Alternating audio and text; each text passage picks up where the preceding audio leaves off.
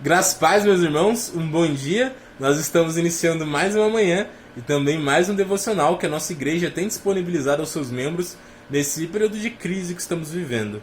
Bom, na manhã de hoje nós iremos até o Salmo de número 3, que trata-se de uma oração de Davi, que é feita no momento mais sombrio da vida do rei.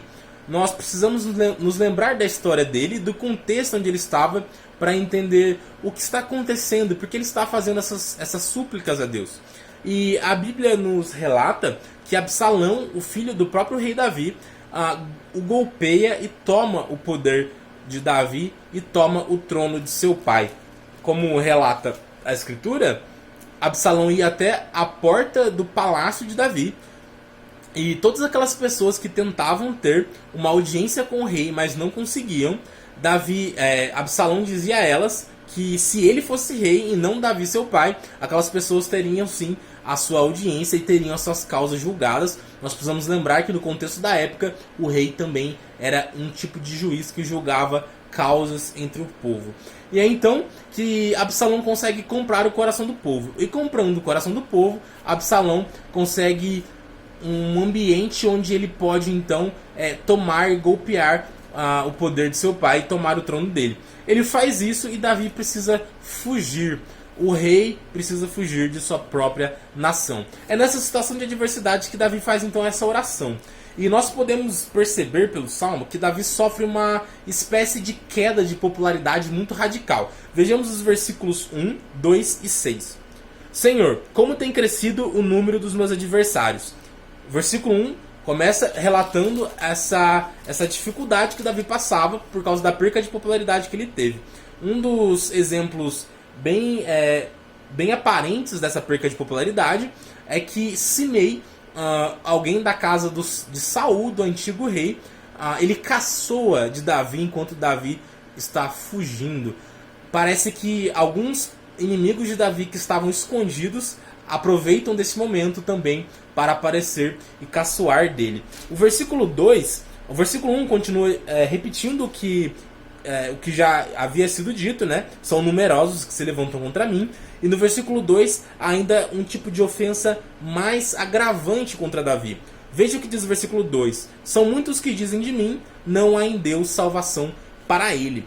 Aqui não existe uma dúvida quanto ao poder de Deus, mas sim há uma dúvida quanto ao fato de que Deus não estaria com Davi. Então o que essas pessoas que estão dizendo a Davi que não há em Deus salvação para ele, estão dizendo para Davi que Deus o abandonou. Nesse sentido, eles estão comparando Davi ao próprio Saul. Saul foi o rei rejeitado por Deus. Eles estão dizendo agora que o novo rei rejeitado por Deus é o próprio Davi.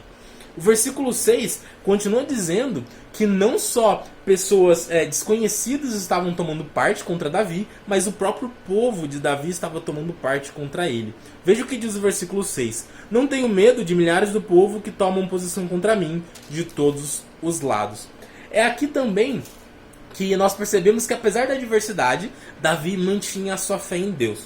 Para nós não pularmos etapas, e nós vamos comentar novamente essa alegação de Davi de que ele não tem medo, mas antes vamos voltar para o versículo 3. Olha o que diz o versículo 3 do Salmo número 3. Porém tu, Senhor, és o meu escudo, és a minha glória, o que exaltas a minha cabeça.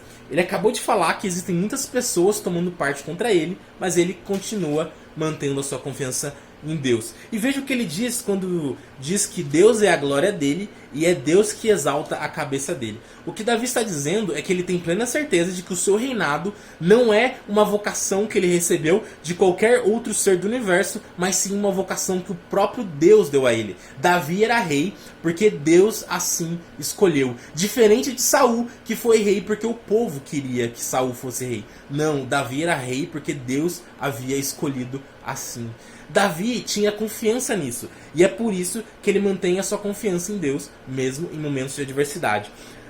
A confiança dele é tamanha que ele diz que ele deita e logo pega no sono, porque Deus o sustentaria mesmo enquanto ele dorme. Faz muito sentido a gente pensar nesse versículo quando nós começamos a pensar que talvez Davi estivesse no acampamento e que a qualquer momento aquele acampamento poderia ser atacado, e ele tinha certeza que ele poderia dormir numa barraca, porque a confiança dele não estava nos muros do seu palácio, mas em Deus, que o protegia e protegia o seu reinado. É tamanha a confiança em Deus que ele diz que não tem medo desses adversários que se levantam de todos os lados, e que ele pede então no versículo 7 que Deus se levante para que fira nos queixos os inimigos dele, porque Deus poderia salvá-lo. E o versículo final então do Salmo termina dizendo que do Senhor é a salvação e sobre o teu povo a tua bênção. Davi sabia que não só ele era abençoado pelo próprio Deus, como o povo de Israel também seria abençoado. Meus irmãos, o exemplo de Davi é notório e deve ser a nossa atitude mesmo em momentos de grande adversidade.